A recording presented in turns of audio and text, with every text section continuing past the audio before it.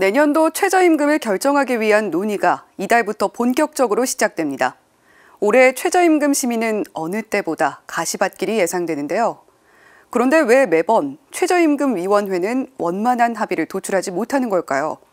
최저임금위원회 구성 자체에 문제는 없는지 김현정 기자가 짚어봤습니다. 오는 18일부터 최저임금 심의위원회 심의가 시작됩니다. 노동계는 내년도 최저시급으로 12,000원을 제시했습니다. 그런데 경영계는 최저임금 기준의 비현실성, 임금의 안정화를 지적하면서 이에 반대하고 있습니다. 벌써부터 진통과 난항이 예상됩니다. 최저임금위원회는 근로기준법에 근거를 둔 제도로 1988년 1월부터 시행됐습니다. 최저임금위원회는 고용노동부 산하에 있습니다. 최저임금위원회는 근로자 대표위원, 사용자 대표위원, 공익대표위원 각 9명씩 총 27명으로 구성됩니다. 위원들 임기는 3년입니다. 연임이 가능하지만 장기간 연임하는 경우는 많지 않습니다. 그렇다 보니 매년 새로운 임원이 차지하는 비율이 많아 과거 최저임금 결정 과정에 대한 이해 부족으로 업무의 연속성과 효율성이 떨어지고 있습니다. 무엇보다 사용자 측을 대표하는 위원과 노동자 측을 대표하는 위원 사이에는 입장차가 클 수밖에 없습니다. 결국 캐스팅 보트를 쥐게 되는 건 늘 공익위원들입니다.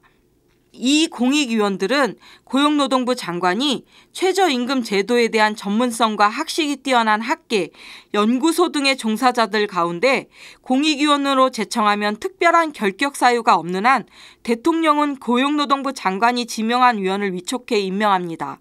결국 최저시급은 매년 정부 입장대로 결정될 가능성이 큽니다. 우리나라 최저임금위원회는 어쨌든 노사공 합의기구이거든요. 협의기구이기 때문에 이게 임금이 이게 좀 사회적 임금이에요.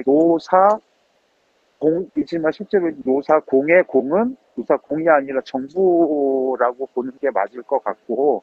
그래서 최저임금위원회 제도나 의사결정 구조 자체를 바꿀 필요성도 제기됩니다.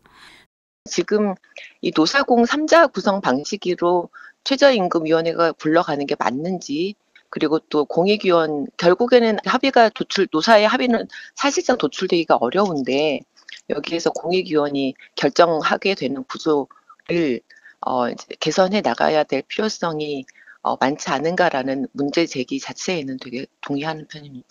더 나아가 근본적으로 최저임금위원회를 고용노동부 산하가 아닌 독립기구로 상설하에 전문성을 강화할 필요가 있다는 지적도 나옵니다. 이제 전문성이 조금 확보되지 못하는 부분, 이런 거는 많이 개선을 해 나가고, 무엇보다도 이 노사정 합의 구조가 최저임금 결정이라는 것에 맞는가, 요거에 대한 검토도 좀 필요하지 않을까 싶어요. 실질적으로 중요한 업무를 담당하는 최저임금위원회 사무국의 예산과 전문성 강화 방안 마련의 필요성도 거론됩니다.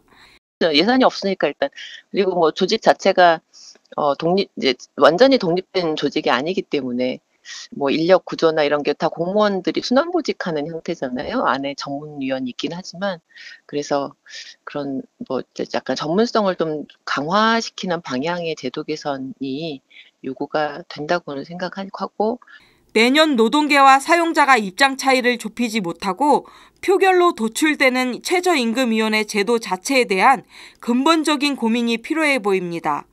CPBC 김현정입니다.